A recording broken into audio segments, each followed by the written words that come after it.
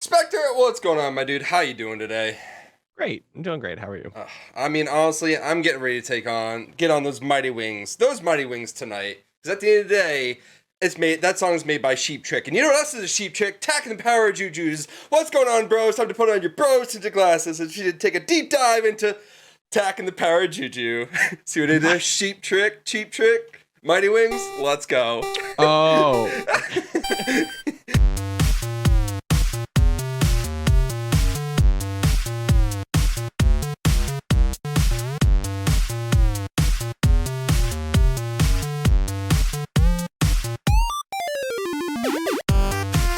What's going on, bros? Welcome to Bros Tinted Glasses, and honestly, for our fourth episode, we have not properly introduced what this podcast is about. Spectre and myself, we play through nostalgic games. What we call haven't. We haven't. I know, it's bad. We play through games which we call nostalgic games. Any games that have come out before 2010 is what we call nostalgic games. Because honestly, they're on not current gen systems, whether it's from 2010 or 1910 or, 1990. It's just games from the past that we've played as kids, as before, like I said, the current gen systems, and we like to go back, review them, talk about the processes of how they're made, the reviews, and just everything about them. I'm the Pun Hit Wonder. That's where you can find me all on all social medias, Instagram, Twitter, TikTok. I want to make some more TikToks in the future. Also on Twitch. That's where you can mainly find me. Spectre, would you want to introduce yourself as we go through here? And you're fixing your microphone, which is a great fuck time. up my mic. Hi, my name is Spectre. You can find me on Twitter with my name down below, Spekterrr. It's 3 R's at the end. And then find me on Twitch at Spectre, same way, but just one less R, Spekterrr. I have a diseased brain and it never makes sense. So come along for the ride. It's how we do things. It's how we have a whole lot of fun here. And you're about to hear some of the disease brain because I think he and I are going to have quite a bit of a conversation about this game. The game we're talking about today is Tack and the Power of Juju. Now, funny thing about this game, out of all the games that we could talk about, all the games that we know, this is the game that we decided to make a podcast about. This is the one. This is the baby. This is the baby. Spectre was like, hey, I want to do a podcast. And I go, all right, cool. I was like, do you want to make it about like video games? He goes, yeah, sure. I'm like, well, let's make it about nostalgia games. And we both said, Tack and the Power of Juju. So we figured our fourth episode, we got a couple good games in, maybe one bad game in, maybe. Warm-ups. Yeah, a couple warm-ups in, and we got a nice little format going with gameplay video, and then this. So guys, make sure you check out the gameplay videos as well on our YouTube channel. We're also on Spotify, Stitcher, iTunes we're currently working on. I got to figure out why that's not doing properly. But, we're on all the podcast realm and YouTube. You can see our faces. So if you're hearing this in the yellow room, you can see our faces. Spectre's beautiful face, me drinking beer. Aww. So it's you get to see the full experience on YouTube. So, you want to say anything else before we continue with this episode? Because honestly, guys, this is going to be a fun one. There's not a whole lot of background into this, but there's going to be some pretty good debate about this game. Also, I have some... Is there? There is going to be some pretty good debate about this game. Okay. Yeah, I don't know what else is.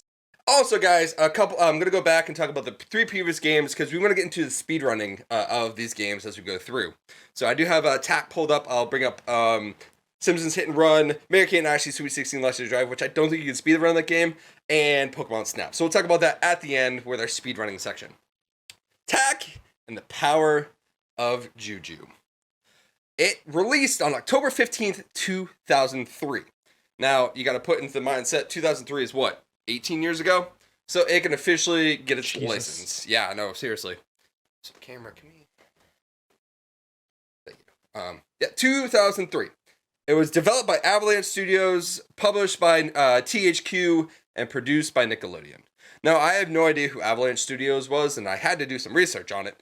And it's actually kind of interesting. They were founded in Salt Lake City, which Avalanche Studios, Salt Lake City, kind of interesting. 1995 by 4 programmers from another studio.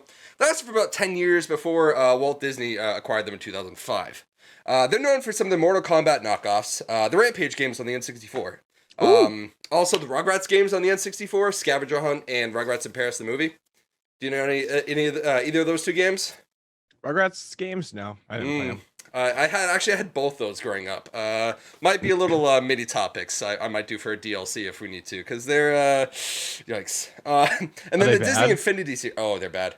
And the Disney Infinity series, and actually Avalanche Studios with I guess Universal. I don't know why they say be owned by Disney, but they're working on the new Hogwarts Legacy game that's set to come out this year. Is that like? It's like the MMORPG Harry Potter game. Yeah. So it should be interesting. I remember seeing the trailer, getting excited, but I haven't heard any news about it since. So, but yeah, Avalanche is the one. The developers working on that game. And then Helix is another subset of what this game was made by. Owned by THQ, is known for porting GBA and DS versions of THQ games. They were founded in 2000, so they're really nothing to worry about. Avalanche and Helix, not really big names. THQ, you might have heard of them. Yeah. They were originally a toy business that merged with a few other companies and essentially became a video game company. They're known for the Darksiders. Actually, Destroy All Humans, which just got into Game Pass. Have you ever played Destroy All Humans before? No, but I've heard good things. Is that the alien game? The shoot 'em up? Yeah, the basically it's like a GTA knockoff where you play as an alien. You got a big alien old man telling you what to do, and you just go around 1940s and 1950s San Francisco, LA. I played both those as a kid. Oh my god, so much fun. Also, the Saints Row franchise. So basically, the actual GTA knockoff. You ever play Saints Row? I've watched it. I remember Saints Row 1 being like very much a GTA derivative. Mm-hmm. And being like, okay, they're just doing GTA. It's just a parody of GTA. I played and then through 2 and 3 just off the walls. Just bonker city. I played through 3 and I almost 100%ed 4. So definitely a good a nice little franchise, nothing too crazy. And they also they have exclusive rights for Disney, DreamWorks, Nickelodeon, and WWE games. So THQ makes the W. Well, actually, I don't know if they make the WWE games anymore, but like any Nintendo or Disney DreamWorks games, THQ has their name on it. And then also Nickelodeon was the biggest probably funder of this game. If you don't know Nickelodeon, then you did not grow up as a kid in our generation. They're actually still pretty prominent nowadays. They're an American TV company that became the first cable channel for children in 1979. They're owned by Viacom, and they're basically the biggest programming for cable television for children between the ages of 2 and 17. My favorite Nickelodeon TV show is probably not Team Rocket. Rocket Power. Thank you, Rocket Power. Yeah, brain's working today, guys. Rocket Power. They also have some big names like Rugrats and SpongeBob SquarePants. Also, one of my other personal favorites, Fairly Odd Parents. So, which we'll talk about Fairly Odd Parents and probably SpongeBob down the road. So, coming back to tech, it was released on the GameCube, PS2, and Game Boy Advanced. The GameCube version is a superior way to play because it has smoother control, clearer graphics, and faster loading, but it also takes 38 blocks on a memory card. What, GameCube? Yeah. The GameCube is the best way to play. And watching through your playthrough and my playthrough, you can clearly see it. Were you PlayStation? Yeah, I've been PlayStation this whole time. Well, besides Snap, but anything that is on the PlayStation, I'll be playing on the PlayStation.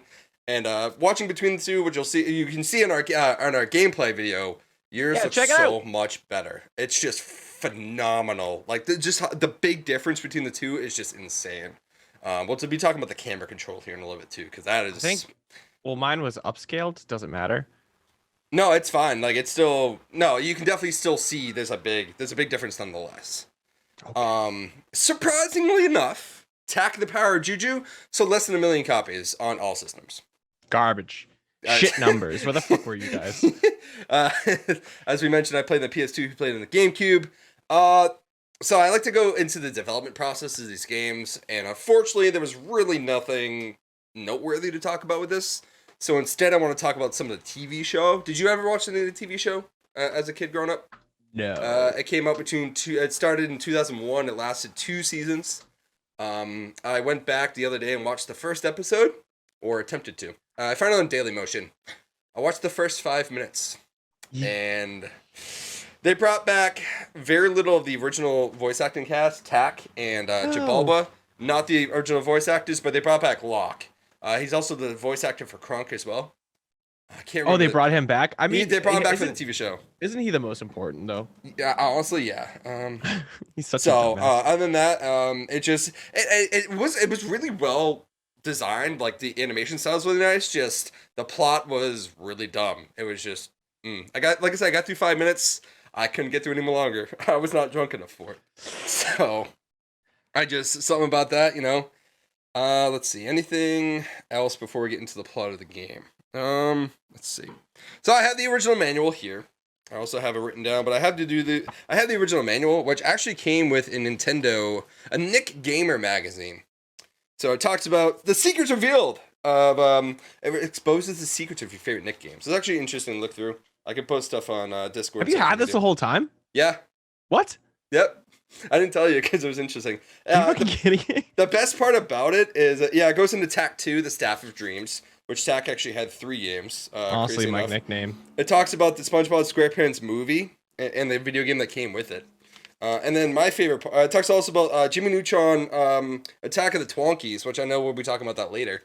And then my favorite part is the Fairly Odd Parents Shadow Showdown. It comes with a crossword puzzle, which is amazing. So yeah, it's a nice little thing. We also have the full manual as well, which was actually really nice to look through and read. I miss the days when games had manuals, like full-on manuals. Like this thing has, what? Let me look through. It has 37 pages. Do you have yours? Well, yeah. I assume just because you said that. Yeah, I have it right here, which my camera's backwards, so I apologize, but yeah, no, I have the full attack in the Power of Juju manual, which is insane. I didn't know it came with it. But yeah, it tells me everything that I need to know. Yeah, you got yours too? Full game case, full manual. Damn, I don't have the full game case. I just have the full manual. This is like when I bought it. I didn't even rebuy this. So, but let's talk about the plot of the game. And this comes straight from the manual, not me. Many centuries ago, a Pupanunu shaman prophesied the tragic fall of the beloved Moon Juju sometime in the distant future. That knowledge has been passed down from shaman to shaman for generations. The Moon Juju is the Pupanunu tribe's goddess protector, and she is in great danger. At the election of the High Shaman, all the tribe decided that with the much respected Jabalba should represent them to the gods. The old man is an honest and a strong Juju. The other candidate was Tlylock. Though a powerful shaman, he is arrogant and disliked by the tribe. When rejected, he became enraged and plotted revenge against the tribe. The prophecy was beginning to play out. Jabalba thought he was prepared for the day the prophecy would come true. He trained his apprentice named Locke to battle any evil that might challenge the power of the Moon Juju. But now it seems Locke has been transformed by some evil magical spell into livestock. He has been sheep-shifted, and turned into a helpless, hapless... That's you. Hoofer. See, I didn't write that. That's straight from the manual. That's not from me. I laugh when I wrote that, but... That's... Oof. Locke, the young shaman warrior and savior of the tribe, is nothing more than a lamb in sheep's clothing. Actually, almost every villager is out grazing as we speak. Besides the people in Chicken Isle, which there's still guards at Chicken Isle. I don't know how they weren't like there's some sheep and then there's some guards at Chicken Isle. Did you remember seeing that? Yeah. Which is weird. Like, why weren't they trying to the sheep? I don't know. Maybe they missed it. Late. Almost every villager, I understand, but still, all this woolly weirdness. It went straight to voicemail. Apparently, all this woolly weirdness was perpetrated by the evil sorcerer Tlylock and his voodoo doll backup team named Pins and Needles. Tlylock stole the magical moonstones from the Moon Juju, leaving her powerless while transforming himself into the most powerful mortal in the world. What a sheep trick! That's why I did it. Sheep trick. With Locke turned into mutton, you are the only hope for the Pupanunu. Listen to Jabalba and me, of course. The little fairy girl, the leaf fairy person. The tree Juju, I forget her name already. To find out about the objectives you must fulfill to save the Moon Juju and your people. Now you are about to travel to lands far beyond the village. You walk in your world and the spirit world. Every adventure will win you more Juju powers. The fairy lady will tag along to give you advice and maybe a little poke in the ribs sometimes. Make the Pupanunu people proud, Tack. Straight from the manual. So, with all that I read you, did you feel in your, 5 to 6 hour experience that you felt that adventure? Sure. I read all that and you give me sure. It was, I would say no. Not in the early beginning. It felt kind of, aimless. You think it felt aimless, huh? Okay. Aimless? A little bit, just a tiny bit, like a little tiny. I think you spent a lot of the beginning of the game trying to get Locke back, but I don't know about getting the people back. Did you end up getting Locke back? I got his spirit back. I got him out of the balloon. Okay. So I got his spirit back from the dream world. But And you said what, 5 to 6 hours? It's you seem to yeah, be playing. Okay, ish, ishy. I got two, and I almost snapped my disc in half. I We'll talk about the gameplay. So why? So with all that big adventure I just read you, what are you actually doing? Well, this is a third-person 3D puzzle platformer, like most games between 2001, 2005 really were. I mean, this is after the N64 comes out. I mean, you got the GameCube, the N64 and the 3D platformers, all were buzzing, and this is a kind of a subpar 3D platformer. You got some controls, you got the double jump, you got the attacking. You hit the square or whatever the button is on GameCube to hit. You also have like a nice little first-person shooter, below dart thing, and then a couple other power-ups as you get along. So there are 8 worlds, and the weird cool mechanic about this is like the feather on Tack's head is your health bar, and it changes from orange to purple as you lose more health. Do you notice that at all? Yes. Did I notice it at all? I just, Of course. it says at the top of your screen whenever you do lose health, but like as you move along, just the feather stage, which is kind of a nice touch. It's cute. So Tack has the ability of jumping, attacking, and the unique ability is to interact with animals and use them to get past obstacles. Now, my favorite's probably the orangutans. They bend trees and release them like a slingshot, and to sling you and a sheep over to your next platform that you need to get to.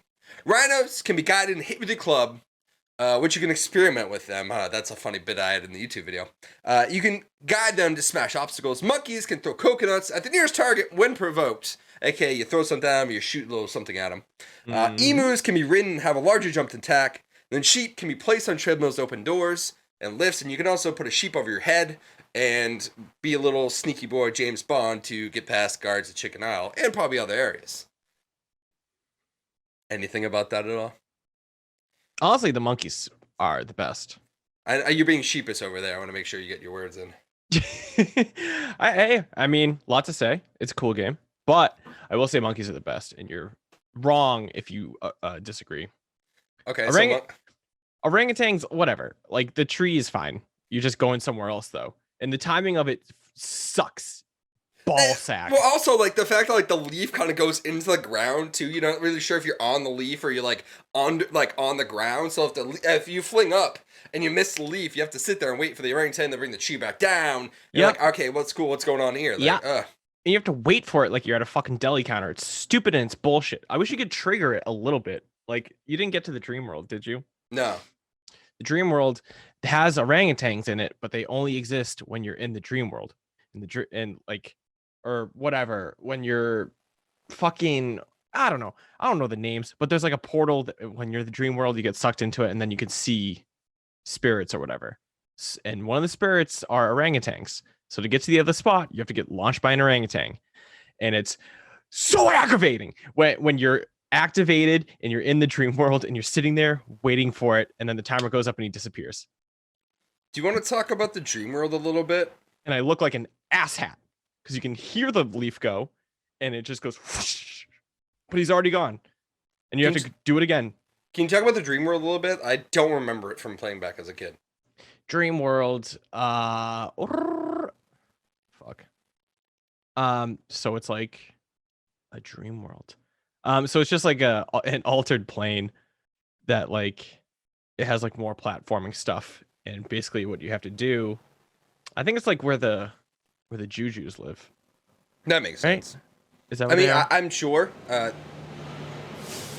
think it's where the Jujus live. Cause so like when I had to get like Locke, he was in, I don't know, the spirit world or whatever. Mm-hmm. And it's just like platforms in the middle of space. If you fall off, you die. Whatever. But you have to like release like these like spirit keys to keep progressing farther and farther. So you have to like smash pots and like release them. And if you smash the wrong pots, something comes out and ruins your day. Like one of them, like a spirit will pop out of the jar and turn you into a, what were they called? Nurble? A little. Yeah, Nurble. I call them Nurdles for the longest time, but they're Nurbles. Nurbles. Like a spirit will pop out and turn you into one for like 5 seconds. Or if you smash a pot, and it's the wrong one, a skull will pop out and like one hit KO. Really? Just eviscerate your shit. Just pull your pants down, smack your ass, and like kill you. But yeah, it's just like it's like a extreme platforming kind of. You know, Where, it's like go for it. where like you fall off, you die, but like you just have to keep moving forward and smashing pots to kind of like progress and things like that. Interesting. You know, this is extreme. Is the fact that you can use and collect mana to use the Spirit Rattle to access tax Juju powers. Mm-hmm. I just didn't know. Do you remember any of the Juju powers at all? Actually, I could pull up. I think they're in the manual. I believe. Let me look them up real quick. Do you remember any off the top of your head? Like powers that you get? Yeah, with the Jujus and stuff. I remember the medallions that you could use to like power up. Like you can run faster and like feathers are like magnetized towards you. Is that what you're talking about? Yeah, I got them right here. Let's see. The Restoration Dance heals all your damage and restores your life feather. There's a mana magnet which allows feathers to kind of magnetize towards you. Love that. The mana pouch allows you to collect more feathers so you can use more magic. Basically, boosts up your magical powers. You can summon melons and coconuts. The Eagle Eye allows you to enter blowgun mode. Which honestly, with the blowgun, you get like the weird like high jump, like the big old stick that you can stick in the ground and make you jump higher and farther. You can also pole vault. Thank you. That's the word I'm looking for. Brain is not working today, probably. Juju Compass watch your life feather. It'll point you in the direction of where you need to go. And just a bunch of other crazy. One more thing is called Crazy Feet. It allows you to move super fast. So these Juju powers allow just enhanced abilities of what you can do to begin with. You do get a couple weapons in this game. For example, you get the club, which you start off with. Just a nice little, it's a club. It's a big wooden club. You bash people with it. It does damage. Yeah. Blowgun. You press triangle or was it Y on the GameCube? I think it's Y. Basically first person sniper mode. That's essentially what it is there. And then the Spirit Rattle. It gives you all the Juju powers. Didn't get any Juju powers. All really? I did was but it looks cool. To walk around like a little maraca. Beat, honestly. Apparently, but you got to run around with like a little like colorful glitter cannon, and it just kind of like you just kind of swirl in the air with some nice glitter. Let me see if there's a way to look it up. And the power of Juju. Apparently, the main story takes 6 hours to beat, according to howlongtobeat.com. The main plus extra takes 8 hours. Huh? Yeah, just slow. I mean, we could be slow, honestly. Here's the thing: there's a lot to this game too that makes it kind of difficult to play. I was gonna say it took me a dick amount of time in the beginning to do certain fucking things. But one of the game's developers said that this game is based off of Sly Cooper, Jack and Daxter, and Ratchet and Clank, which are all PS2 exclusives. So basically, this is a regular 3D platformer from this era. We'll get to what my final thoughts here, but if you cannot feel about how I feel about this game right now, then we'll get there. But there's actually I'm getting a sense that you didn't like. Whatever. We'll get there. Collectibles in this game: you can collect moonstones, gold teeth, which you had to collect to open up one part of the world. You collect acorns to shoot through your blowtorch, your shooty gun there. Magical Nubu plants, which you saw in the gameplay video, which is so much fun to beat. Urables, Tiki, gold feathers, purple feathers, orange feathers, and blue feathers to upgrade your life and your mana. I got all the Juju powers there, we won't read through. And then one thing about the gameplay here, which I was kind of interested about, was that the camera was inverted on the GameCube, but not the PS2. Really? Yup. That's one thing I noticed. Something about that yellow C stick. They just kind of want to whip, beep, boop, boop, So when I was playing, camera was fine, but then when I was watching you play, and this was on the notes before we record the YouTube stuff, that this, like, I noticed this notes before, then watching you play, like, it's just crazy how the camera works. Like, why would you invert on one system and not the other? So, GameCube was tricky like that. It's tricky to rock a rhyme. To rock a rhyme that's right on time. It's tricky. SX Tricky coming in a future episode. Honestly, there was SS Tricky in this game, pretty much. There is. Did you do any of the snowboarding levels at all? Super Sex 3000. What? Did you do any of the snowboarding levels at all? I did. Do you want to talk about them? I did one. I did the Numa Dunes. First of all, I just want to sit down and have a nice, friendly conversation with whoever designed the physics of that. and just tell them in plain text without strangling them with my bare hands how much I did not personally enjoy what the fuck was going on in that game. I can't tell you. I spent 80% of Numa Dunes on the ground, not moving. Like, you couldn't build momentum. You built momentum by doing tricks, but you can't do tricks if you're slow. So you're going slow, doing little tricks, little grinds, like you're 3 years old and you just handed your little cousin the controller to Tony Hawk's Pro Skater, and you're mind-numbingly watch him just slam into a grind rail for 5 hours, saying, "It's fine, buddy. Go ahead," because your aunt's over there staring at you, making sure that you fair play with him during the birthday party because no one really gets along with him that well, even though he's 3 years old. That's what playing at Numa Dunes felt like. It was dumb as shit. Like, yeah, like you could execute a huge trick, but if there's a wall nearby, you're gonna face plant into it, because if you expect to land it, you fuck up. And if you expect to fuck up, all of a sudden tack is vertical and his board's vertical, and it's like, good job landing that. You're against a wall and you're not moving. Like, there was no consistency with what the fuck was going on. I could like, and then like, you have to do like 5 or 6 runs to figure out where things are and where the Yorbles are, or whatever those things are called. And like, I went through like my 3rd or 4th time, and I'm like, where there was one 50 feet in the sky. What, excuse me? What do you expect me to do there? You want me to teleport to God and fall from the heavens just to grab this Yorble? I don't know. It was fun until I fell, and I fell a lot, so it wasn't fun. Does that make sense? It makes a whole lot of sense. You know what else was fun in this game, though? The music. Probably the best part about this game. Well, one of the best parts about this game, which to me wasn't a whole lot. The music in this game really set the tone. The music was really cool for what you were doing. You mentioned a couple times like the little chimes and stuff. Really good all around about it. Just some of the the vibes it gave off was like, hey, this tribe and this area is in danger. There's enemies everywhere. There's a lot of objectives that you have to get. And the audio, the sound cues, the music itself really lent to it. Like, hey, you know, like this is really important. Like this was sick. Yeah, it was like tribal. Oh yeah, no, it definitely gave off a tribal tune, but it just also felt dark and kind of brooding at times too.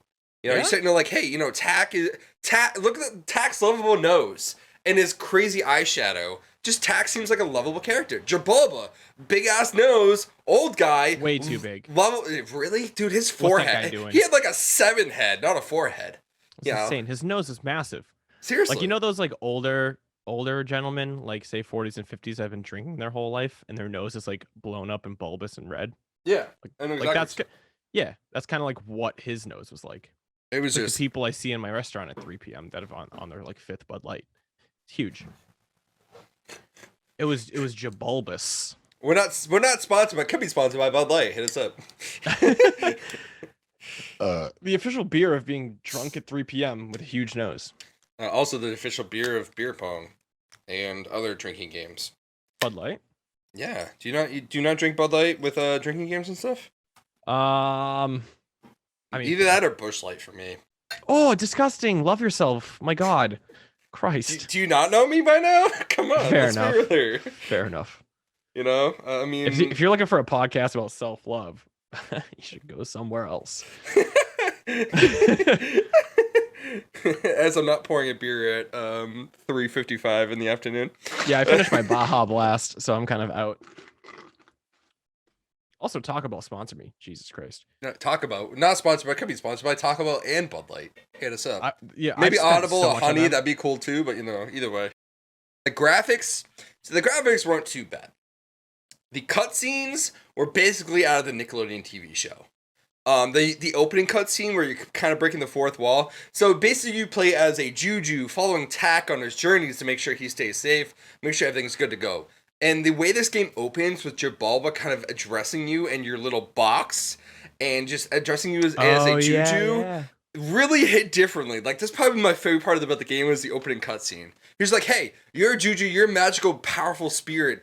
Please assist my weird person Tak on his journey, because he's not Locke, but he's Tak, and he can save Locke, and then he can go beat Tylock. But, like, please help us. Like, it was a really cool experience. And if you get the chance, guys, go on YouTube, look up Tackling Power Juju opening cutscene. Definitely worth your time. It is Don't neat. watch the It is TV very show, well done. but like go check out the opening cutscene. Executed perfectly. But the graphics weren't too bad. Definitely on the GameCube, it looked so much better than on the PlayStation. Yeah, it was good. Just in general, but like, you know, it was kind of standard for a 2003 platformer on this gen console. You know, nothing to write home about. Nothing out of this world, but See it his was definitely chubby little belly. yeah. You know, it felt good to it felt good to look at. Tummy. Really no fog effects, but a lot of the areas were kind of dark. I can imagine the dream world was pretty dark and kind of a purple haze, I'm sure. What do you mean fog effect? So like before the PS2 and GameCube, there was like something called the fog effect, where if you look past like a certain point, it was just all fog and all blurry. Just unloaded. Yeah, there was a little bit of fog effect. Like if you go past the map itself, everything was just kind of foggy and gray or green. You know, but if you're on the map, you're fine. But anything past like the map boundaries, you don't really want to look at that. So yeah, at least from what I noticed, it wasn't the best looking game, but it's definitely not the worst looking game you've played either. No, So, I think they handled it well. So this tack look cute. Do you know what the speedrunning record is for this game according to speedrun.com? You want to take a wild guess? It's on the GameCube, by the way. 45 minutes? You're a little too low. According to speedrun.com, Taste the Rainbow. No, Taste the Painbow is the official name. And the world record is 1 hour, 7 minutes, and 6 seconds on the GameCube. Okay. There's video. So speedrun.com, this is where I'm getting all my stats from. Right now, we can take a little peek at all the other games we played before because we need to. Hit and run. Hour and 7. Hour and 7. What are you doing? For Simpsons Hit and Run. Does he do Numadunes? I'm not sure. This is all, you know. No shot he does. So for Simpsons Hit and Run, the time with loads on Xbox is 1 hour, 31 minutes, and 32 seconds for Simpsons Hit and Run. I'm gonna look up Mary Kate and Ashley, but I can't imagine. Well, how do you beat that game? Is there like a is that a thing? Is it like how do you beat Mary Kate and Ashley? We're about to find out. For real. Like nothing. For real. Fair enough. Pokemon Snap. That one's gonna be interesting because you can't really go fast in the first rounds. So on the N64 version, which we both played, you want to know the world record for it? 40 minutes. Cut it in half. 20 minutes, 32 seconds, and 467 milliseconds by Gunlap in Canada. 20 minutes. Yeah. Okay. So. Oof. Yeah, 20 minutes is all pretty close for the top 7 times. So, and then, like I said, Tackling the Power Juju and the power. Tackling the Power! I can't imagine what the Game Boy game looks like. I didn't look at that at all. But yeah, we basically got an hour and 7, hour and 10, hour and 16 in the top 3. So, basically a little over an hour and you can complete this game if you're speedrunning. I'm sure there's, glitches and stuff. But guys, don't speedrun this game. Probably not worth it. Speaking of which... Like the mummies? Like trying to do the mummies in a speedrun? I would break my balls. There's video. I can send you the video. I'm kind of curious about how it looks, though. Absolutely send me the video. I want to see how he does. If he does Numadunes, first of all, I would like to know where this guy lives. It depends on what... I guess it means from, like, opening credits to end credits. Sweet little kiss on the cheek. Because if he does Numadunes in a speedrunning fashion, please tell me your technique, sir. Imbue me with your knowledge. Knight me like a knight. That's your best analogy ever. Cool, because like I said, I was going to say knight me, and then like, well, what happens when you get knighted? You get a sword on your shoulder? Yeah. But you're a knight. I don't know. I mean, what's a better crown me like a king or something simple? Yeah, fuck it, whatever. My analogies today. The sun is out. There's no alcohol in my buddy. My bot. No, there's plenty of alcohol in me right now. To be honest with you, this is different. Like. And you know what else is day and night? Are the reviews of this game. It got a mixed average score at best. Game Informer gave it a 6.75 out of 10 on the PS2. Metacritic gave it a 60 out of 100 on the GameCube, 68 out of 100 on the PS2, 71 out of 100 on the Game Boy Advance. And then IGN gave it a 5 out of 10 on the GameCube, 8.2 out of 10 on the Game Boy Advance, and then 7.9 out of 10 on the PS2. Ooh. So basically, mixed or average, I guess a little bit better than 50%, but not, basically 60, 65, 70, The weird one, an 8.2 out of 10 on the Game Boy from IGN, which is interesting. I had no idea what this would be like on the Game Boy. I might have to look that one up because I'm kind of curious now. Game Boy Advance? Yeah, Game Boy. This came out on the Okay. Game Boy Advance. So, and that's the best score out of all the critics, all the official critics. Probably a lot of side scrolling there, but Oh yeah, definitely. So you mentioned a little bit through your gameplay video. Talk about when you played this game as a kid, like when it first came out. Talk about your experiences with that. I'm pretty sure I loved it. Um, I can't think of too many platformers I was playing when I was younger. Mm-hmm. I didn't play Jack. Didn't play Spyro. I did play Crash, but I didn't play Sly Cooper, I wouldn't really call Spyro, Crash Bandicoot. Jack. I mean, technically, it's not a 3D platformer in my eyes. It's a 2.5D because you're really only moving one way if you think about Crash Bandicoot. Yeah. To be honest, I've never played a Crash Bandicoot game. I've seen enough of it. It's not really a 3D environment where you can turn 360 degrees and go anywhere you want. But Crash, you're kind of only going like one path. You're either going like the no 3D exploration, going straight, or you're going 2D, like hopping over bosses and stuff. That's all I've really seen. But I wouldn't really call it a 3D platformer. It's like a 2.5D, for the most part of what I've seen. I could be wrong, but it just I wouldn't really call that. Anyways, I didn't mean to interrupt. I just. But yeah, we'll say Spyro, Sly, and Jack and Daxter. I didn't play those. Didn't play Ratchet and Clank. So I mean, this was just kind of like, this was my game for those. So like everyone has fond memories of those platformers. This is my fond memory platformer, and I enjoyed it.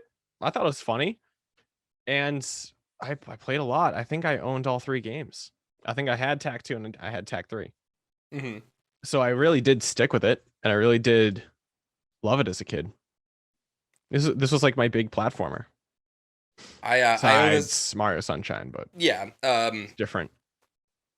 I didn't really have a whole lot of 3D platformers growing up. My cousins had Mario 64, which I played a little bit of. I've never actually really played that game.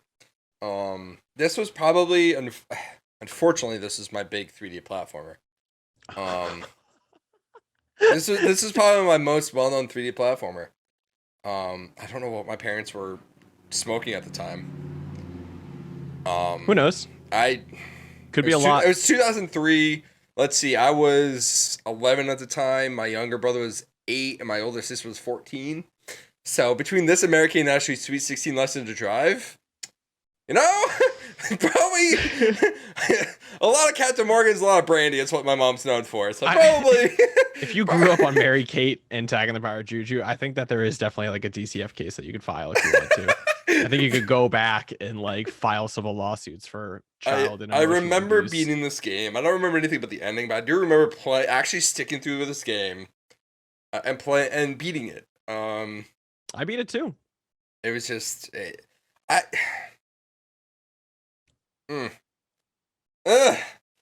I said, this is probably the best 3D platformer I had at the time. I'm gonna have to talk to my parents. Sounds like you need therapy. This might be my gaming therapy. This might be it. As you got some deep-rooted trauma that we're unearthing right now at a ripe 4 in the afternoon. So from 2003 to 2021, about 18 years or so, close to 18 years. How do you feel about your experience now with this game? Okay.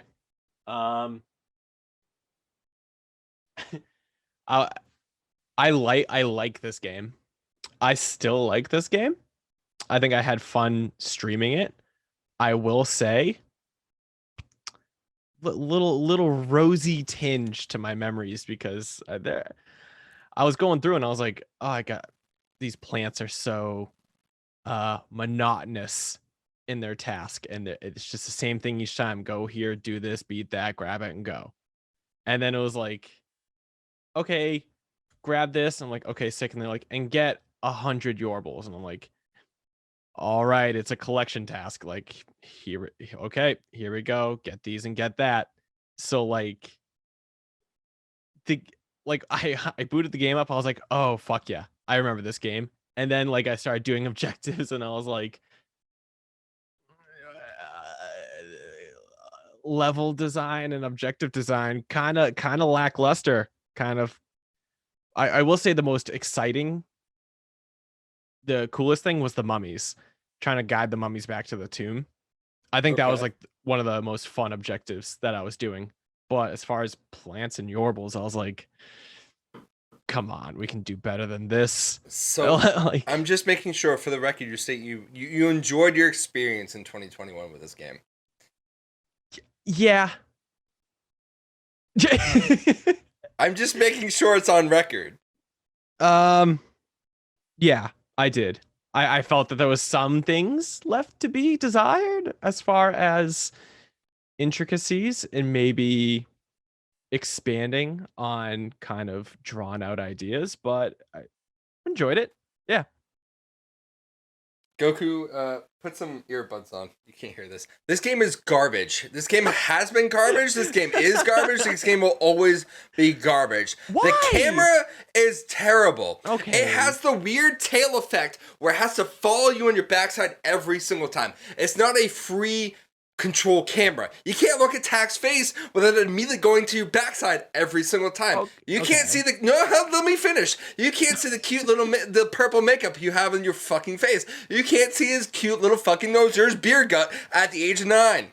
The fact, that really made me angry. I couldn't control the camera. So the plants, I really couldn't see when they were taunting, which it took you a good 10 minutes to realize that the only way to hit the plants was when they were taunting and doing a little, that was a whole rigmarole thing, okay? The swinging mechanic in this game really doesn't work until you have to actually turn your body, not the camera, for it to work.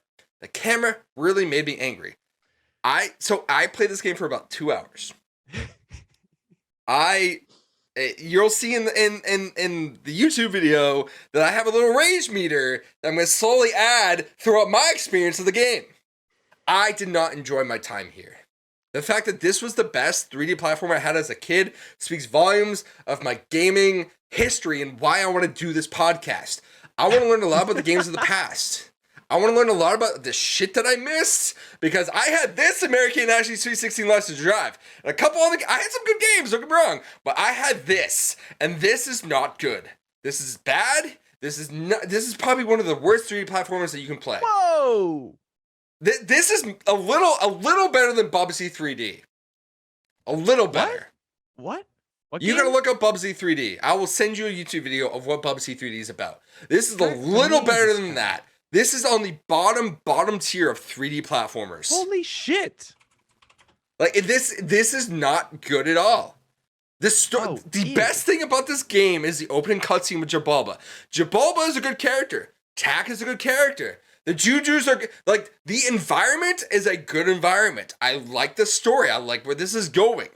Like if they could remake this game with other better better camera, better controls. The double jump, you have to hit X on the PS2 super fast for the double jump. If you press X, wait a second and then press X again, you will not double jump. You have to double jump quickly. Which bugs me, because if you give me the chance to double jump and you don't let me, I have to do it immediately, that's kind of upsetting. Because sometimes like, oh, I can make that one jump, grab the ledge, that's fine. No, I have to double jump. Well, I fall down a hole, or I fell down like a weird spiderweb thing, I gotta climb all the way back. The swing thing, not really a fun time. The animal, talk about the ram for a second. That's a dumb animal. I love the ram as an animal, but like in this game, it's meant to impede you. Some of the characters are really fucking stupid. The mummy at the beginning of the game where it gives you like the weird blowtorch thing in the pole vault. Dumb. It's a fart joke.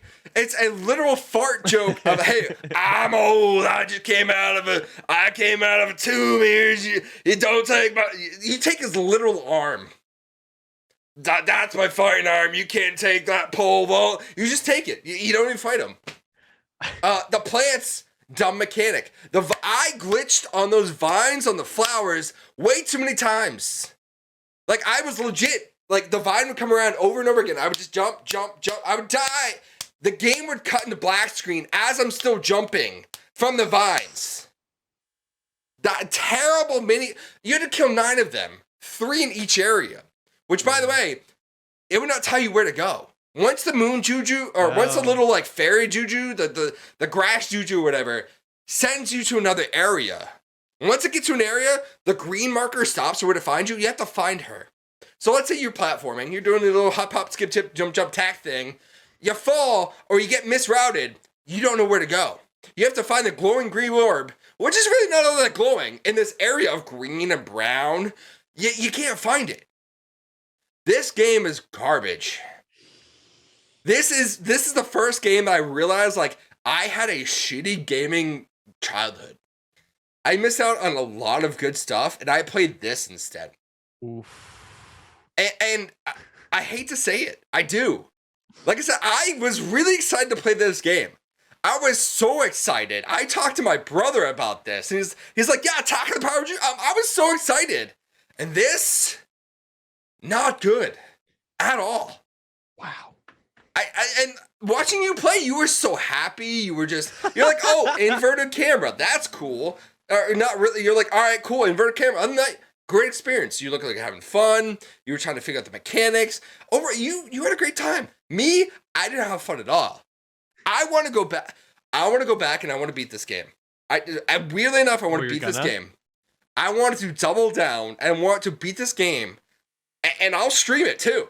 Because this game is garbage. I want to show how much garbage it is. And I'm glad this is only 2 more games. Which, the future of the series is that I got 2 sequels. Tak 2, The Savage Dreams, and Tak 3, The Great Juju Challenge. Which, The Great Juju Challenge was a weird time trial game. It was strange. It was a complete spin-off of a 3D platformer. So you get Tak 1, Tak of the Power of Juju, you get Tak 2, Savage Dreams.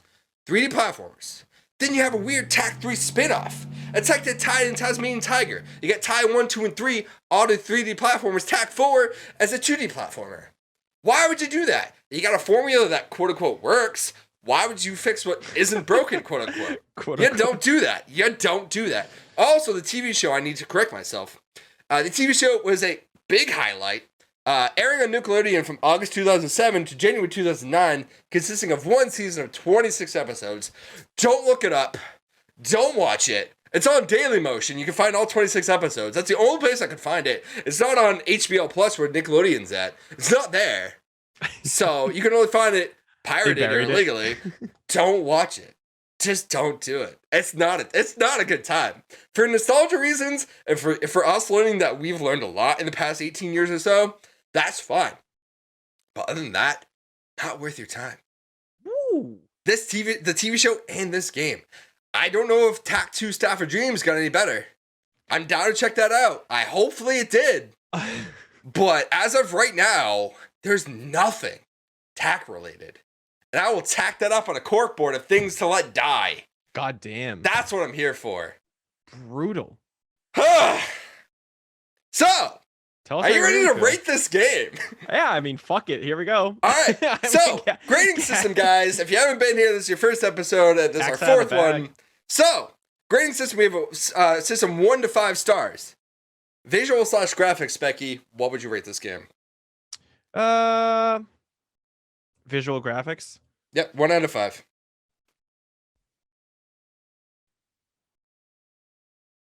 5. Wait, we were doing 1 out of 5 or 1 out of 10? I can't remember. 10. Sorry, 1 out of 10. So I had this format. Throw you for a loop. Well, this format was the first one I've written, then we changed it after. So 1 out of 10. Sure. What would you give this? 5 for graphics. 5 out of 10. Fine. Okay. Not great, not bad. Just kind of expected of the time. Honestly, I would give this a 6. I liked how this game looked. It had a very dark and mysterious kind of aura to it, which you needed. The fact that you have to go save the Moon Juju from Slylock, which is a very evil guy. Just this tribal area, kind of like, it was dark, it was mysterious. I'm sure the dream world looked bad. Or not bad, but like looked very, the aura was very good. I kind of enjoyed that. That's a nice little bit of it. All right, the audio of this game, honestly, was pretty good. I'm gonna give this a 6 as well. The music was really killer.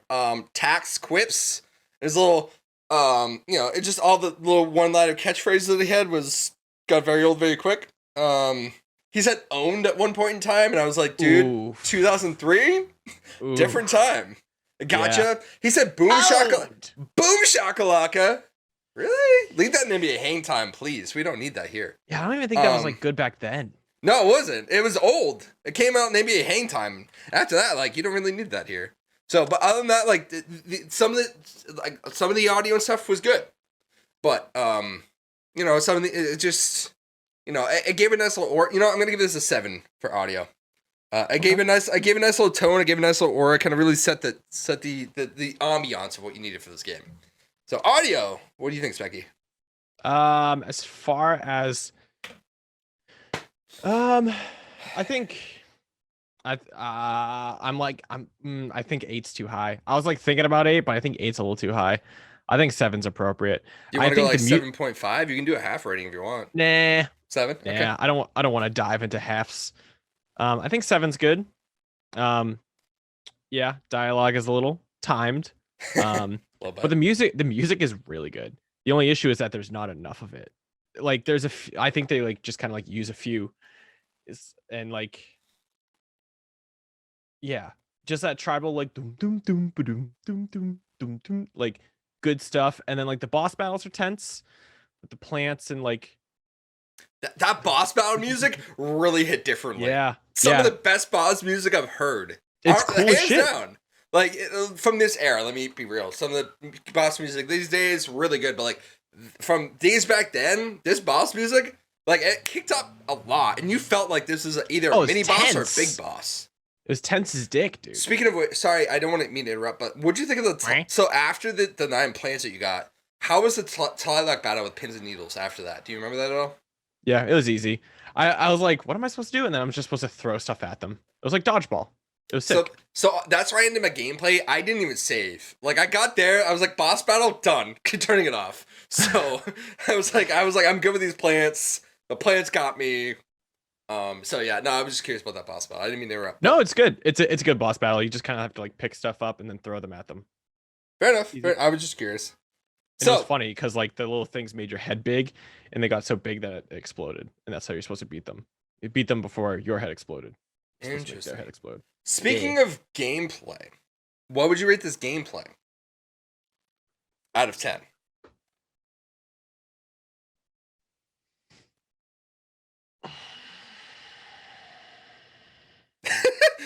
You like this game, huh? Oh, this is tough. There's 2 numbers I'm flipping in between. All right, well, give a reason for both numbers, and we can kind of talk through it. I'm in between a 3 and a 4. Really? Why? Yep, because it was pretty frustrating. There was some pretty frustrating mechanics, and like some stuff just didn't really make sense. I'm gonna I'll 3. Okay. Gameplay 3. Yeah, the mechanics were tough. Camera was pretty hard to work with, especially in the desert area with the Numa plant. When I'm like, okay, I'm behind it, so there's a wall behind me, and I'm trying to angle the camera, and the camera keeps freaking out. I'm like, well, what the, like, just look. Like, I'm looking. Can you look? Can you like stop freaking out for 2 seconds? Like, just kind of like hang with me here, buddy. Like, camera, just calm down for 2 seconds. Like it's fine. But it kept fucking me up. And then those vines, you're right. Like you would die, and then your dead body would jump keep bouncing into the black screen. That is so petty. Like you didn't have to do that. You could have just cut to black screen and just let me try it again. But the developers were like, you know what? Let's just kind of focus on his dead body flailing around, jump roping the vines. That's perfectly fine. Or if anything, your body gets to 0%. It just lies on the ground, and the vine goes over you. It just clips right over you. That's fine. I died. Let my body rest. Don't have it keep bouncing infinitely over some goddamn vines. You're being a bitch.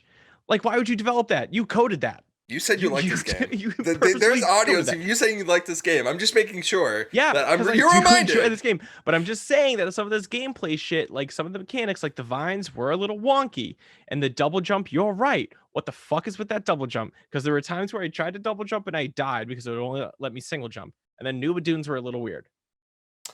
I think this might be the first of the series. First of the podcast. Giving this a 1. Oof. Gameplay was terrible. No Camera at all? Was garbage. Platforming was terrible. The fact that you get a club, and so in the first couple hours, you get a club, and you get like a pole vault thing. You can shoot first person. Which, by the way, you're aiming and you can throw stuff. You're aiming, you move the camera, and it auto targets with like a weird like spiral target thing. Yeah. And you throw it at whatever. It takes you 6 years to get from the melon to get from your hands to the target. And it's just this little lob thing. Like there's like a slow ball in fucking backyard baseball. It takes 6 years to get there. It takes so long. Just the spiral thing, like aiming mechanic. I mean, I thank God we don't actually have to aim. That's so nice because it would have made it so much worse. But the fact that it just the spiral mechanic is terrible.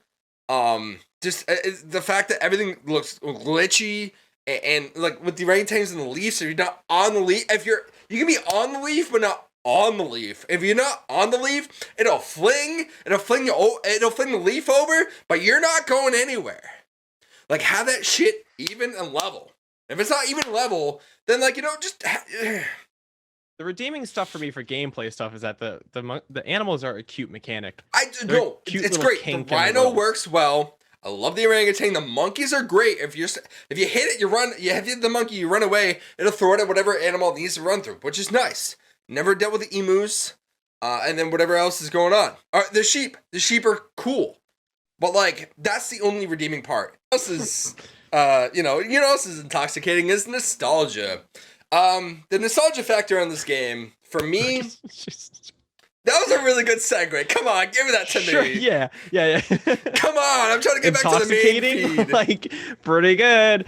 Nostalgia's pretty intoxicating. This is back on the main feed, okay? That was pretty good. Give me that shit, homie.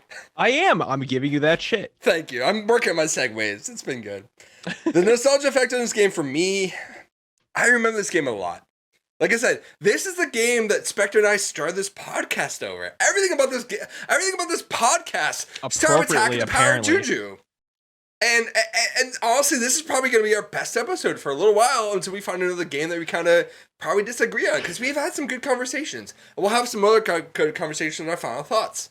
I want to debate more on this game. Nostalgia factor for me on this game. This game, I've always remembered this game. I've always talked about this game. This game hits differently with me, in a good way. I remember this game being decent. I remember this game. I remember having fun with this game, and it sucks that I go back now, and it doesn't work for me, brother. Like it doesn't work with me, and it's very upsetting. For nostalgia factor in this game, an 8. Like this game just hits differently with me, and it might be something I have to like bury the hatchet with. And I might have to go.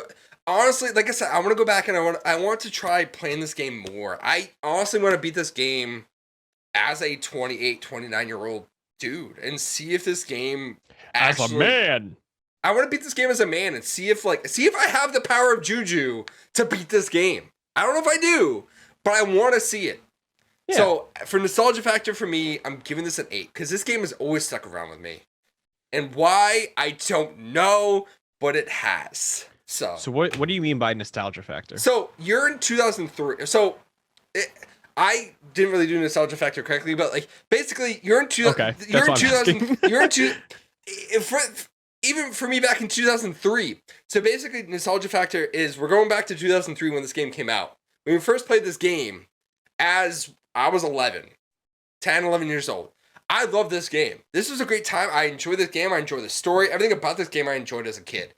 As a 10-year-old, I give this game an 8 out of 10. That's basically what nostalgia factor is. Okay. So, go back to 10 and 11 year. Well, go back as 2003 Specky. What would you rate this game back then? 7. Okay, and why? Because I think for me back then, like when I'm talking about like games in my repertoire and like having this game added to my GameCube collection, I had been playing games like Super Mario Sunshine and Paper Mario and the Thousand Year Door, and I hold those games in such high regards that even though I liked this game and I enjoyed it and I had fun when I was playing as a kid, like back then there were better games, and I think it was an enjoyable experience, and it was like a great game. But it just kind of lived in the shadows of games that were better. Mm-hmm. And I think I had more enjoyable experiences elsewhere, even though this game was so good. As a youngin'. as a little boy. This game for me, I had a lot of sports games and wrestling games as a kid. I think the games I really remember I had, which NFL, the two games I really remember like playing alongside this game was NFL Blitz the League, which that game is a trip and a half. It's Blitz literally on steroids, and ESPN NFL 2K5. I played a lot of sports, like I said, a lot of sports games as a kid. This was like one of the big 3D platformers I had growing up. And like this game hit differently for me. It really did. It felt fun. Like I said, the story even today holds up. This story is good. It's a cool story. And I wish it had a better feel for it as the gameplay. And just the gameplay did not hold up to the story. I think if they did something better with the story, it would have done better, but it didn't. Also, very quick, those Nurbles hit you so quickly in first every single time. Every single time. It also takes off like 35% of your health. Yeah. Which is nuts. I think the first time I got hit by Nurble, I went from 100 to 69, which I left. But that's still 31% of your health from a Nurble. That's the basic enemy along with the little plant that just at you. And they hit first every time. About 75%. You gotta be like you gotta see it from at least 3 meters away or like 10 feet away, whatever meters work with these days. At least 10 feet away and start swinging before they come to you. So you gotta be swinging before they actually hit you. So I noticed that. So, the last rating that we have is how it holds up today. So, Spectre, bring yourself back to 2021. Bring yourself back to this current time. How does this game hold up now and today? I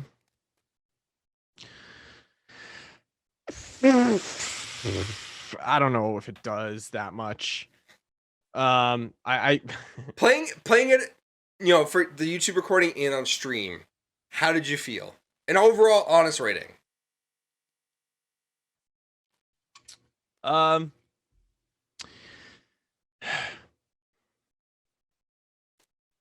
5 out of 10. 5. So everything together that we've talked about, 5 out of 10. Bone average. Yep. Okay. I think gameplay detracts away from a bit of the fun and whimsicalness of this game.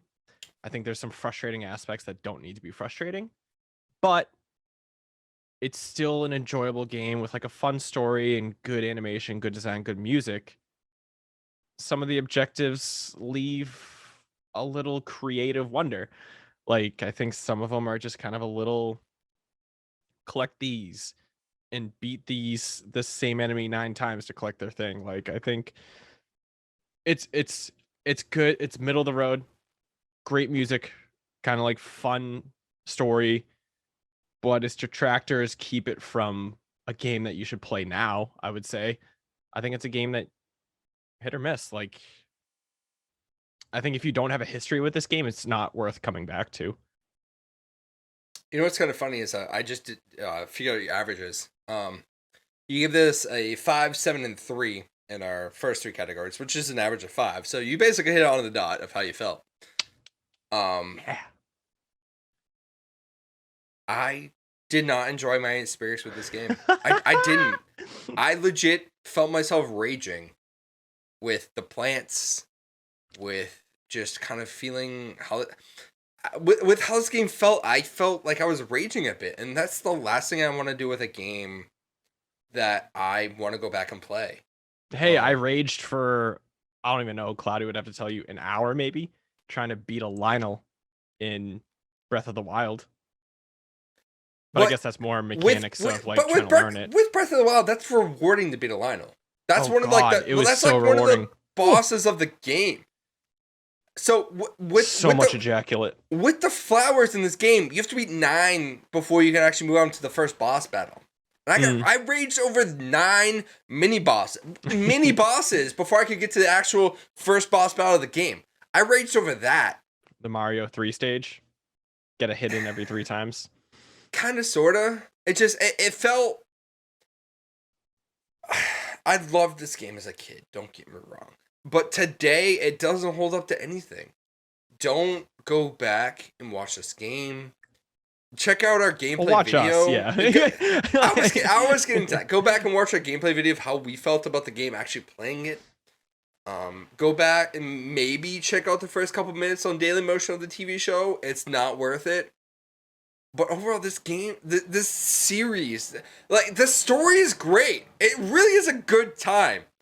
But the gameplay and everything else around it is not worth the experience. I'm going to give this, of how I felt today, a 2.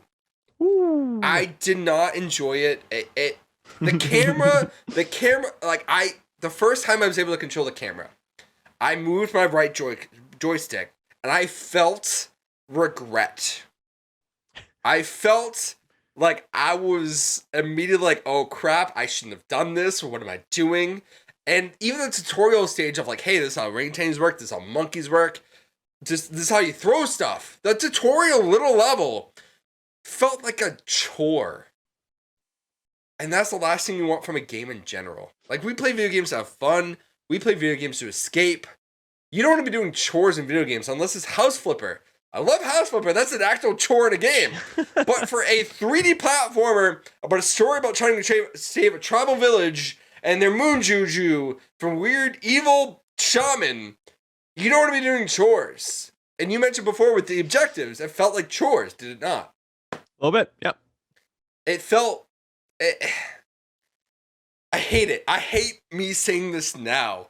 If I went back and talked to 10, 11-year-old Pun, he'd want to punch me in the dick. He'd be like, fuck you, dude. This is a fun time. And I hate my younger self for liking this so much, but I'm glad it sparked this podcast. It's about the only truly good thing that came from this game, in my opinion. Was the fact that it sparked this podcast. We got it going. We have a lot of fun games coming up in the future. I'll bring up the list for the next like 2 or 3 games that we got going on, which is gonna be some fun times. We have a special guest for a 3rd episode coming up. Ooh. But it just, this game was not fun. Spectre, any final thoughts about this game? About anything? I'm down to debate with you for a little bit. It's just interesting. Like I said, I legit, after my recording. And after watching you play in your first little recording session, I was like, oh shit, we're gonna have some differing opinions.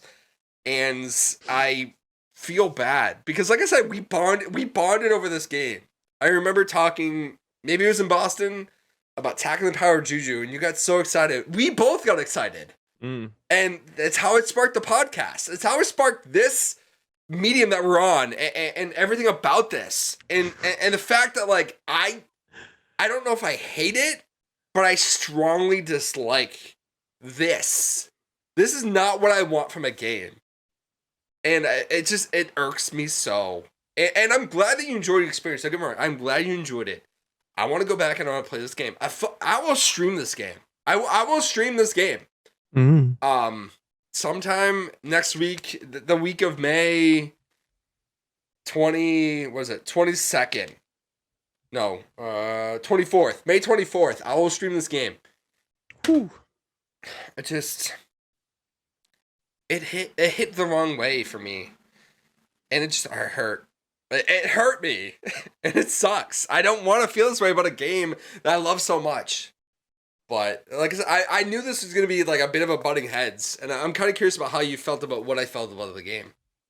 I'm genuinely shocked and surprised that you hate this game so much.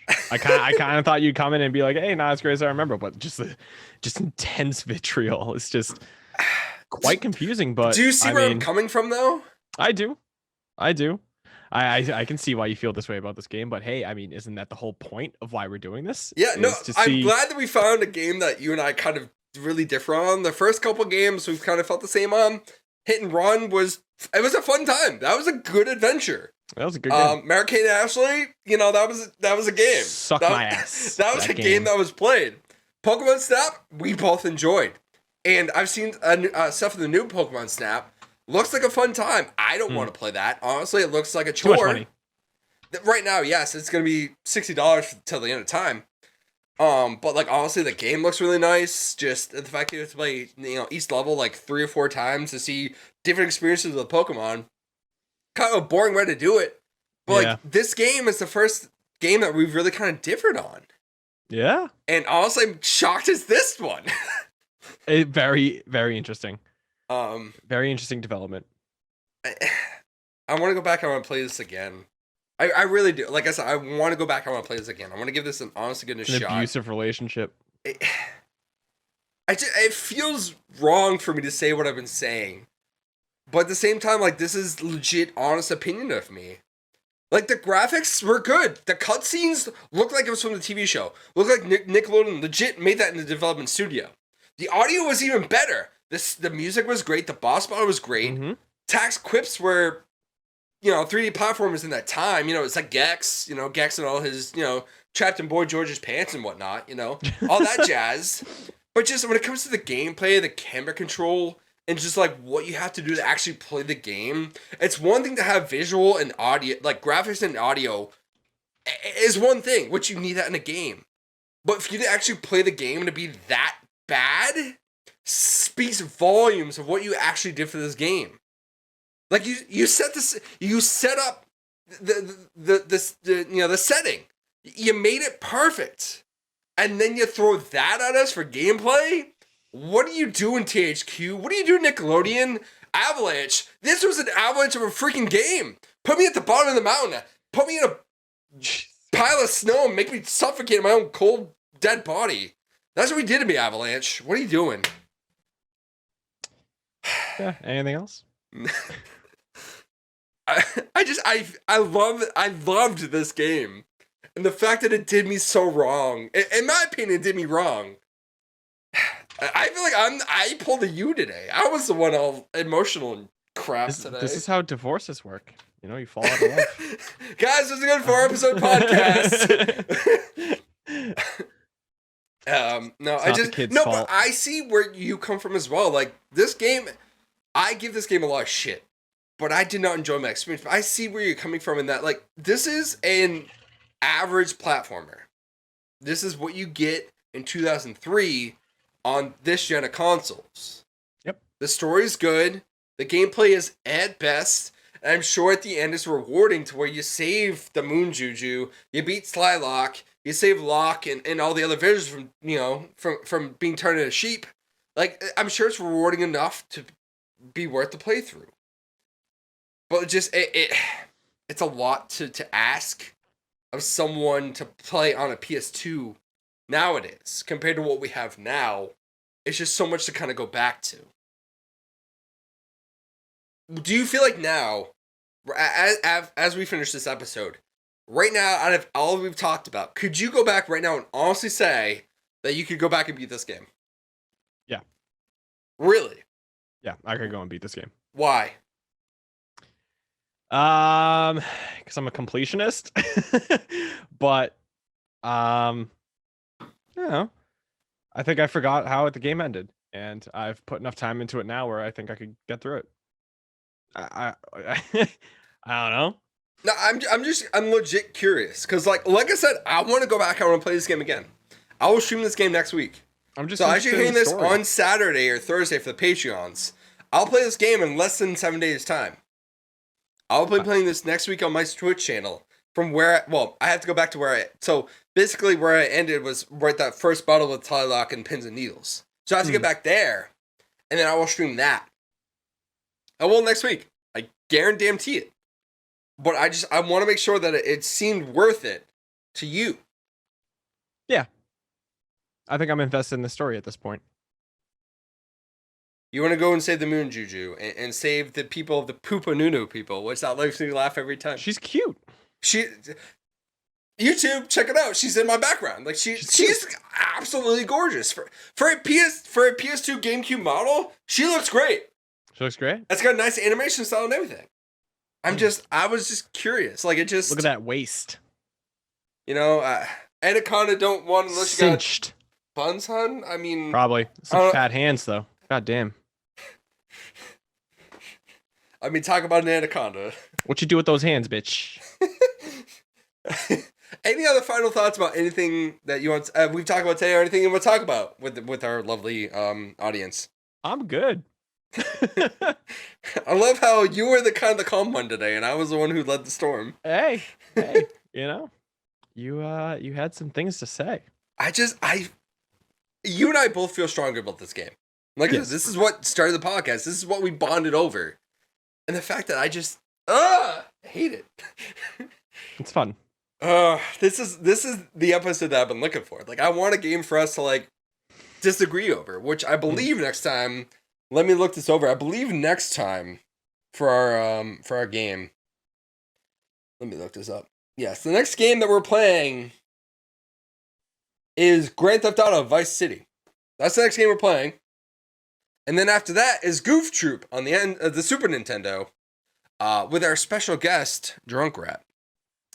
And then after that is Resident Evil 4. So those are the next 2 games we're talking about. So like I said, Grand Theft Auto Vice City, well, probably a lot of stuff to talk about with that one. A lot of development process, a lot of just Grand Theft Auto stuff. You guys, hope you guys know what the Grand Theft Auto series is about, and just everything that's going on with that series. So I'm sure there's going to be a lot of development process stuff with that. But like I said, I'm excited for Goof Troop. I remember about that. And Resident Evil 4 is the first game on this podcast that I've never played before to begin with. I have my copy. I'm quote unquote ready to play it because I don't like horror games, but we're going with that. So, bros, it's officially time to take off your bros tinted glasses. I am the Pun Hit Wonder. Everywhere you can find the Pun Hit Wonder on Twitter, Instagram, TikTok, and most importantly Twitch, where I stream 4 to 5 days a week. Currently playing through Apollo Justice, Shovel Knight, play a lot of Sea of Thieves, some Overwatch in the near future with the anniversary event.